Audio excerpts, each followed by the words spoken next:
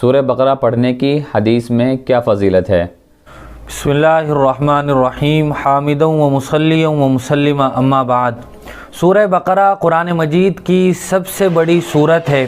حضور اکرم صلی اللہ علیہ وسلم نے اس کے بہت سارے فضائل بیان فرمائے ہیں۔ ایک روایت میں حضور صلی اللہ علیہ وسلم نے ارشاد فرمایا، سورہ بقرہ پڑھنا یہ خیر و برکت کا ذریعہ ہے، اور اس کو چھوڑنا حسرت اور بدنصیبی ہے، اور یہ اہل باطل پر قابو پاتا ہے۔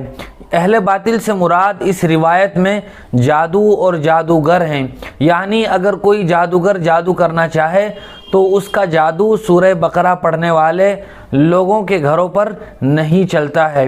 اسی طرح ایک دوسری روایت میں بھی حضور اکرم صلی اللہ علیہ وسلم نے سورہ بقرہ پڑھنے کے فضائل بیان فرمائے ہیں، لہذا گھر میں سورہ بقرہ پڑھنے کا اہتمام کیا جائے تاکہ آدمی جسمانی، شہوانی اور شیطانی تمام تر بری چیزوں سے محفوظ رہ سکے۔